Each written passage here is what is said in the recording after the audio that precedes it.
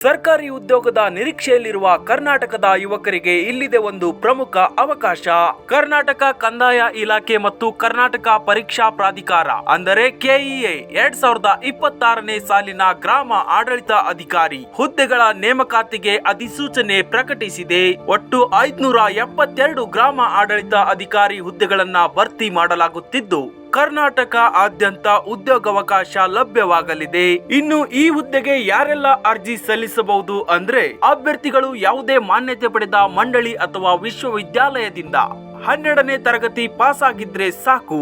ವಯಸ್ಸಿನ ವಿಚಾರಕ್ಕೆ ಬಂದ್ರೆ ಅಭ್ಯರ್ಥಿಗಳಿಗೆ ಕನಿಷ್ಠ 18 ವರ್ಷ ಮತ್ತು ಗರಿಷ್ಠ 40 ವರ್ಷ ವಯಸ್ಸು ನಿಗದಿಪಡಿಸಲಾಗಿದ್ದು ನಿಯಮಾನುಸಾರ ವಿವಿಧ ವರ್ಗಗಳ ಅಭ್ಯರ್ಥಿಗೆ ವಯೋಮಿತಿ ಸಡಿಲಿಕೆ ಕೂಡ ಅನ್ವಯವಾಗಲಿದೆ.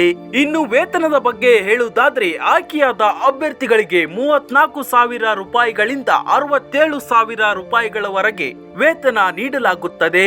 ಅರ್ಜಿ ಶುಲ್ಕ ಸಾಮಾನ್ಯ ಹಾಗೂ ಒಬಿಸಿ ಅಭ್ಯರ್ಥಿಗಳಿಗೆ 750 ರೂಪಾಯಿಗಳು ನಿಗದಿಯಾಗಿದ್ದು ಎಸ್ಸಿ ಎಸ್ಟಿ ಅಭ್ಯರ್ಥಿಗಳಿಗೆ 500 ರೂಪಾಯಿ ಹಾಗೂ ಮಾಜಿ ಸೈನಿಕರು ಮತ್ತು ಅಂಗವಿಕಲ ಅಭ್ಯರ್ಥಿಗಳಿಗೆ 250 ರೂಪಾಯಿ ನಿಗದಿಪಡಿಸಲಾಗಿದೆ. ಆಯ್ಕೆ ಪ್ರಕ್ರಿಯೆಯಲ್ಲಿ ಯಾವುದೇ ಸಂದರ್ಶನ ಇರುವುದಿಲ್ಲ. ಅಭ್ಯರ್ಥಿಗಳನ್ನ ಸ್ಪರ್ಧಾತ್ಮಕ ಲಿಖಿತ ಪರೀಕ್ಷೆಯ ಮೂಲಕ ಆಯ್ಕೆ ಮಾಡಲಾಗುತ್ತದೆ. ಇನ್ನು ಅರ್ಜಿ ಸಲ್ಲಿಸಲು ಪ್ರಮುಖ ದಿನಾಂಕಗಳನ್ನ ನೋಡುವುದಾದ್ರೆ ಅರ್ಜಿ ಸಲ್ಲಿಕೆ ಜುಲೈ 11, 2026ರಿಂದ ಆರಂಭವಾಗಿದ್ದು ಆಗಸ್ಟ್ 20, 2026 ಅರ್ಜಿ ಸಲ್ಲಿಸಲು ಕೊನೆ ದಿನವಾಗಿದ್ದು ಅರ್ಜಿ ಶುಲ್ಕ ಪಾವತಿಸಲು ಆಗಸ್ಟ್ 21, 2026 ಕೊನೆ ದಿನವಾಗಿದೆ.